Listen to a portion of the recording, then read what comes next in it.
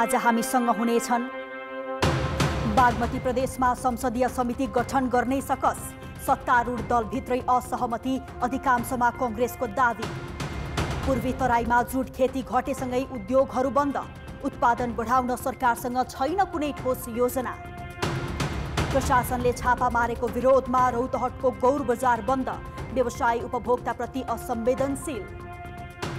र डोटीका 3 पालिकाले गरे सार्वजनिक यातायात सञ्चालन, नियमित नगर बस सञ्चालन चलेपछि यात्रु उत्साहित। नमस्कार, म अश्विनी सिटौला। यी थिए प्रदेश विशेषका आजका सामग्री। यसबाहेक दैलेखमा वित्तीय संस्था स्थानीयको जीवनस्तर सुधार्ने माध्यम बनेको सामग्री हामीसँग रहनेछ। हेर्दै गर्नुहोस् प्रदेश विशेष समाचार, समीक्षा र सन्देश।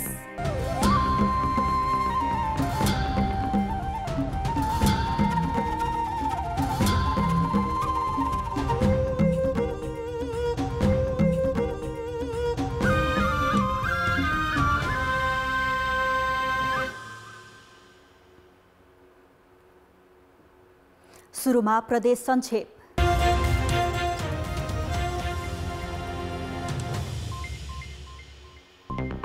मन्त्री परिषदको बैठकमा एजेन्डा नै नलगी फागुन 1 गते बागमती प्रदेशमा बिदा दिने निर्णय गरिएको भन्दै प्रदेश सरकारका मन्त्रीहरूले असन्तुष्टि जनाएका छन्। माघ 24 गतेको मन्त्री परिषदको निर्णय भन्दै फागुन 1 गते माओवादी जनयुद्ध दिवसका दिन सार्वजनिक बिदा दिने निर्णय भएको सार्वजनिक भएपछि प्रदेश सरकारका मन्त्रीहरू असन्तुष्ट बनेका हुन्। मन्त्री परिषदको बैठकमा सार्वजनिक बिदा दिने सम्बन्धी एजेन्डा नलगिएको र छलफल समेत नभएको बागमती प्रदेश सरकारका प्रवक्ता आर्थिक मामिला तथा योजना मन्त्री जगन्नाथ थपलियाले बताए। यस विषयमा सरकारका अन्य मन्त्रीहरूले पनि असन्तुष्टि व्यक्त गरेका छन्। गण्डकी प्रदेश सभाले विनियोजन ऐन 2079लाई संशोधन गर्न बनेको विधेयक पारित गरेको छ। शुक्रबार बसेको बैठकमा प्रदेश सरकारका आर्थिक मामिला मन्त्री सीता कुमारी सुन्दासले सभामा राखेको प्रस्ताव बहुमतले पारित भएको हो। यससँगै चालु आर्थिक वर्षको बजेट कार्यान्वयन गर्न गत असार मसान्तमा प्रदेश सभाबाट पारित उक्त विनियोजन ऐनको दफा 3, 5 र 7 का केही उपदफा संशोधन गरेर बजेट वक्तव्यमा नपरेका योजनामा रकमान्तर गर्ने बाटो खुला भएको छ। पाल्पाको निस्दीलाई बाल मैत्री स्थानीय शासन लागू भएको गाउँपालिका घोषणा गर्न पालिका स्तरीय बाल मञ्च गठन भएको छ। 7वटै वडा समेटेर गाउँपालिका स्तरीय बाल मञ्च गठन गरेको हो। यससँगै बाल वडा सञ्जाल, बाल विवाह न्यूनीकरण तथा बाल क्लब व्यवस्थापन, स्वास्थ्य कर्मी तथा स्वयंसेविकाहरूका लागि बाल मैत्री अभिमुखीकरणका कार्यक्रम गरिएको गाउँपालिकाका प्रमुख प्रशासकीय अधिकृत ध्रुव दयालले जानकारी दिएका हुन्। बाजुरामा 3 दिने निशुल्क विशेषज्ञ स्वास्थ्य शिविर सुरु भएको छ। जिल्लाका 9वटै पालिकाबाट छनौट भएका आँखा, कानको समस्या र अपाङ्गता भएका व्यक्तिलाई सहज सेवा दिन बिहिबारदेखि शिविर सञ्चालन गरिएको हो। पालिका स्तरीय स्वास्थ्य शिविरबाट छनौटमा परेका अति विपन्न व्यक्तिलाई सिफारिसका आधारमा आँखा, कान र अपाङ्गताको उपचार गरिने भएको छ। विराटनगरमा प्रथम प्रादेशिक लघुवित्त सम्मेलन हुने भएको छ। माघ 29 गते हुने सम्मेलनले लघुवित्तको वर्तमान अवस्थामा छलफल गरी भावी रणनीति बनाउने बताइएको छ। लघुवित्तबाट ऋणीहरू पीडित बनेको भनी विभिन्न जिल्लाबाट समाचार आइरहेका बेला सम्मेलन हुन लागेको हो। नेपाल राष्ट्र ब्याङ्कले सार्वजनिक गरेको तथ्याङ्कमा देशका 64 वटा लघुवित्तको कुल पुँजी 30 अर्ब 35 करोड 20 लाख 4 हजार रुपैयाँ रहेको छ। बुटवलमा फागुन 6 गतेदेखि राष्ट्रिय खुला लन टेनिस प्रतियोगिता हुने भएको छ। रूपन्देही लन टेनिस सङ्घको आयोजनामा देवीनगर लन टेनिस कम्प्लेक्समा प्रथम मेयर कप तथा 5औं राष्ट्रिय खुला लन टेनिस प्रतियोगिता हुने भएको हो। बुटवल उपमहानगरपालिकाको आर्थिक सहयोग हुने प्रतियोगितामा देशभरका राष्ट्रिय खेलाडीबीच 12 इभेन्टमा प्रतिस्पर्धा गराइनेछ। 5 दिनसम्म चल्ने प्रतियोगितामा देशभरका 100 बढी खेलाडी सहभागी हुने आयोजकले जनाएको छ। हामीसँग बाँकी नै छन्।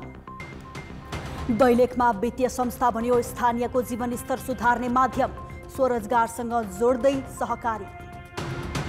र प्रशासनले छापा मारेको विरोधमा रौतहटको गौर बजार बन्द, व्यवसायी उपभोक्ताप्रति असंवेदनशील।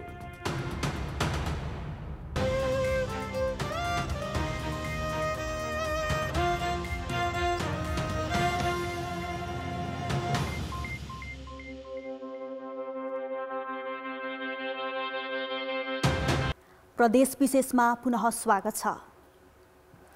सरकारका काम कारबाहीको अनुगमन गर्न र आवश्यक निर्देशन दिन संसदीय समितिको भूमिका महत्त्वपूर्ण रहन्छ। तर बागमती प्रदेशमा संसदीय समिति गठन गर्न सत्तारूढ दलभित्रै कुला मिलेको छैन। प्रतिपक्षी दलले समेत सबै संसदीय समितिको नेतृत्व पाउनुपर्ने दावी गरेपछि गठनमा अलमल भएको हो। बागमती प्रदेश सभामा माओवादी केन्द्र र एमाले मात्रै संसदीय समितिमा रहने सदस्यहरूको नाम टुङ्गो लगाएको छ। संसदको ठूलो दल कांग्रेस सहित राप्रपा, एकीकृत समाजवादी, नेमकिपा र हाम्रो नेपाली पार्टीले अझै सदस्यहरूको नाम पठाएका छैनन्। संसदीय समितिको नेतृत्व विपक्षी दललाई दिनुपर्ने अडान राख्दै कांग्रेसले अहिलेसम्म सदस्यहरूको नामावली संसद सचिवालयलाई उपलब्ध गराएको छैन। सार्वजनिक लेखा समिति सहित अन्य समितिको संयोजक पाउनुपर्ने कांग्रेसको दाबी छ। सरकार पक्ष भन्दा पनि समितिमा सबै सदस्यहरू भइहाल्छ र खाली संयोजकको कुरा हो। सरकार पक्ष भन्दा प्रतिपक्षलाई भूमिका दियो भने त राम्रो हुन्छ भनेर हामीले भनिरहेका छौँ। यता मुख्यमन्त्री शालिग्राम जमरकटेललाई विश्वासको मत दिएको कांग्रेसलाई विपक्षी दलको मान्यता दिएकोमा नेमकिपा रुष्ट छ। नेमकिपाले विपक्षी दलको नेता र सार्वजनिक लेखा समितिको नेतृत्व आफ्नो पार्टीले पाउनुपर्ने माग राखेको छ। प्रमुख प्रतिपक्ष नेपाल मजदुर किसान पार्टीले पाउनुपर्छ र यो प्रजातन्त्रको मर्म भावना बमोजिम पनि हो। हामीले सेवा सुविधा सहुलियतको निम्ति त्यो गरिरहेका छैनौँ कि बरु प्रजातन्त्रको मर्म भावना र कानुनको शासनको निम्ति पनि हामीले यी कुराहरू गरिरहेका छौँ। सत्तारूढ दल बीचमै पनि कुन समिति कसको नेतृत्वमा राख्ने भन्ने सहमति जुटिसकेको छैन। सार्वजनिक लेखा समिति बाहेक अन्य समितिको नेतृत्व कांग्रेसलाई दिन नसकिने सत्तारूढ दलहरूको बुझाइ छ।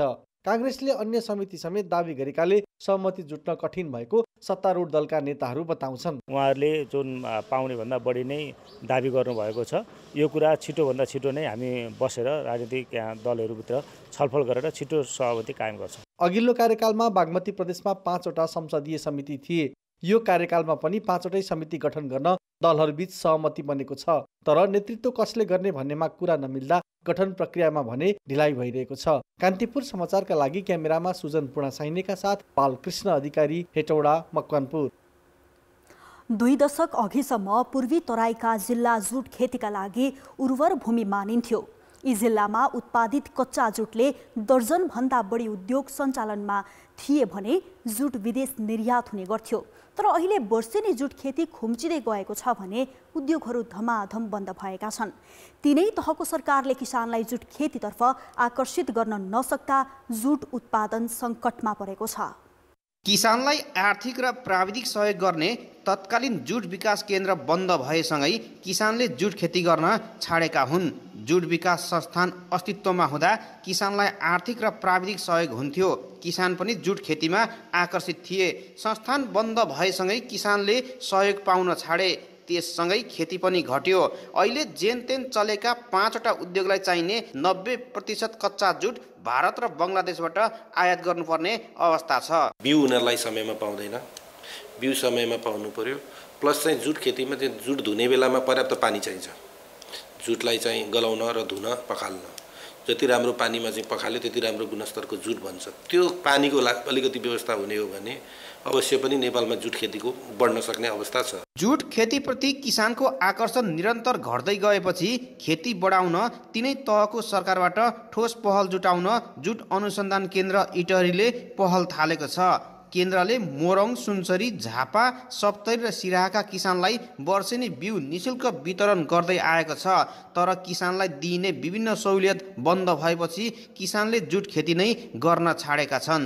जुट बारीलाई पनि अलिकति सब्सिडी दिएर उहाँहरूलाई चाहिँ आश्वासन दिएर ल तपाईँहरूको हामीले किनिदिन्छौँ, हामीले मार्केटिङ गरिदिन्छौँ, हामीले चाहिँ बिउ तपाईँलाई चाहिँ हामीले दिन्छौँ, सुपथ मूल्यमा प्रदान गर्छौँ भनेर चाहिँ भन्नु भने प्रक्कै किसानहरू आकर्षित हुन सक्ने सम्भावना देख्छु म चाहिँ। जुटलाई हामी प्रवर्धन गरेर जान्छौँ, जुट बालीलाई, र यहाँका जुटबाट सञ्चालित उद्योगहरूबाट पनि हामी उहाँहरूलाई चाहिँ नि राम्ररी यो उद्योगको लागि चाहिँ उहाँहरूलाई खरिद गरिदिनका लागि हामी अनुरोध गर्दैछौँ। पूर्वी तराईको प्रमुख नगदे बाली जुट खेती 2 दशक अघिसम्म 50,000 हेक्टरमा हुन्थ्यो। अहिले 7,400 हेक्टरमा झरेको छ। जुट अनुसन्धान केन्द्र इटहरीका अनुसार पूर्वी तराईमा गत वर्ष 7,451 हेक्टरमा जुट खेती हुँदा 8,000 टन कच्चा जुट उत्पादन भएको थियो।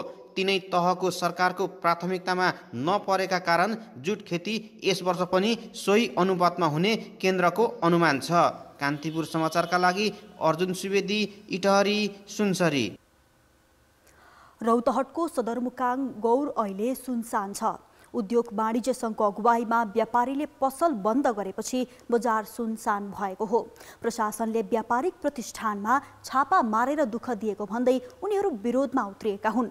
नियमभित्र रहेर व्यापार व्यवसाय गर्नुपर्ने व्यवसायीहरूले उपभोक्ताको अधिकारको बेवास्ता गर्दै बजार बन्द गरेपछि चौतर्फी विरोध भएको छ। प्रहरी प्रशासन लगायत विभिन्न निकायबाट बजार अनुगमनको नाममा उद्योगी व्यवसायीलाई त्रसित बनाएको रौतहट उद्योग वाणिज्य सङ्घको आरोप छ। गौड भन्सारबाट खाद्यान्न आयात गर्ने व्यवस्था नभएकोमा यहाँका व्यवसायीहरू आक्रोशित छन्। प्रशासन सहित विभिन्न निकायबाट बजार अनुगमनको नाममा व्यापारीको पसलमा छापा मार्ने, सिल गर्ने र पसलेलाई पक्राउ गर्ने कार्यप्रति गम्भीर भएर कठोर कदम उठाउन बाध्य भएको उद्योग वाणिज्य सङ्घको दाबी छ। बिना मतलबको दुख दिने यस्तो भयो भने यो जिल्लाका व्यवसायीहरूले व्यापार गर्न बाध्य हुन्छ। सबै व्यापार व्यवसाय बन्द गरेर आफ्नो छोड्नेछ। चोरी तस्करीबाट आएका मालसामान बेचेको सूचनाको आधारमा प्रहरीले छापा मारेर सिलबन्दी गरेको प्रशासनले जनाएको छ। प्रहरीले जानी जानी व्यवसायीलाई दुःख नदिएको र यदि कुनै असहज भएको भए स्थानीय प्रशासनले निराकरण गर्ने बताएको छ। चर्को ब्याज वृद्धि, त्यस्तै अब यहाँ क्वारेन्टाइन नभएको विषय चाहिँ यो पोलिसी लेभलबाट निर्णय हुने विषय चाहिँ देखिन्छ र त्यसमा चाहिँ उहाँहरूले त्यो विज्ञप्ति मार्फत चाहिँ त्यो खालको बन्दको आह्वान पनि गरेको मैले थाहा पाएको छु। नेपाल प्रहरीले र अन्य निकायसँग यो चाहिँ संयुक्त रूपमा चाहिँ जाने हो। त्यही हुनाले प्रहरीले यसरी इन्टेन्सनली दुःख दिन खोजेको भन्ने आरोप चाहिँ निराधार हो। केही दिन अगाडि गौरमा सेलर मिलको गोदाममा छापा मारेर 1440 किलो गहुँ र 2 जनालाई नियन्त्रणमा लिएको थियो। चामल चिउरा पसलहरूमा प्रहरीले छापा मारेर 25 किलोको 270 बोरा चामल नियन्त्रणमा लिएको थियो। बजार बन्द गराएर उपभोक्तामा पर्ने असरका बारेमा व्यवसायी बेखबर बन्नु हुँदैन। बजार खोल्नतर्फ स्थानीय प्रशासन र उद्योग वाणिज्य सङ्घ गम्भीर बन्न जरुरी छ। कान्तिपुर समाचारका लागि राजेश्वर पाण्डे, गौर, रौतहट।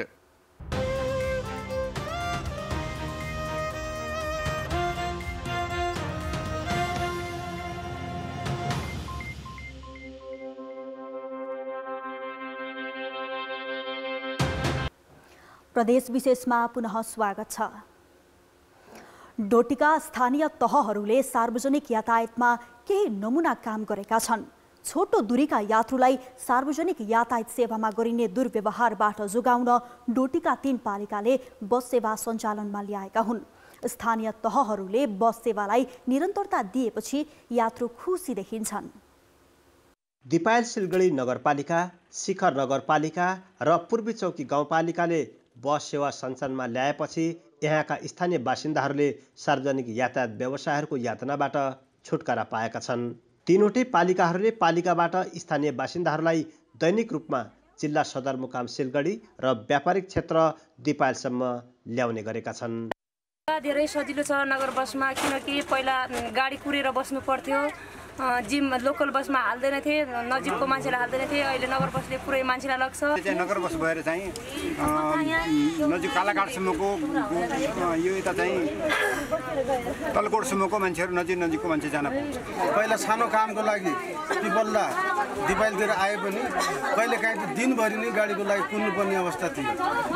त्यसैले अहिले धेरै भाडा पनि सस्तो छ। स्थानीय पालिकाहरूकै लगानीमा बस सेवा सञ्चालनमा ल्याउने नमुना कार्य डोटीमा मात्रै हो। 2074 को स्थानीय तह निर्वाचनबाट आएका जनप्रतिनिधिहरूले निर्वाचित भएको दोस्रो वर्षबाटै बस सेवा सञ्चालनमा ल्याएका हुन्। ज्येष्ठ नागरिक, अपाङ्ग र पत्रकारहरूलाई विशेष सहुलियत दिएको बस सेवामा निजी क्षेत्रको सार्वजनिक यातायातभन्दा भाडा दर सस्तो छ।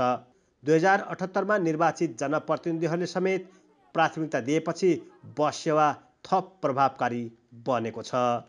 अझै यो नगर बसलाई विस्तार गर्नका लागि र प्रभावकारी बनाउनका लागि हामीले ग्रामीण सडकहरूमा सडकको स्तरोन्नति गर्ने र गाउँ गाउँसम्म नगर बस पुर्याएर हाम्रा जनताहरूलाई सुविधा दिने हामीले सोच बनाएका छौँ। दिपायल सिलगढी नगरपालिकाले 3, शिखर नगरपालिकाले 2 तथा पूर्वी चौकी गाउँपालिकाले 2 बस सञ्चालनमा ल्याएका छन्। पछिल्लो समय पक्की बाटोमा मात्र नभएर केही ग्रामीण सडकमा समेत सेवा विस्तार गरिएको छ। यद्यपि दीर्घकालीन बस सेवाका लागि ग्रामीण सडकहरूको निर्माण गर्नतर्फ भने स्थानीय पालिकाहरूको ध्यान जान जरुरी छ। कान्तिपुर समाचारका लागि मोहन शाही, डोटी।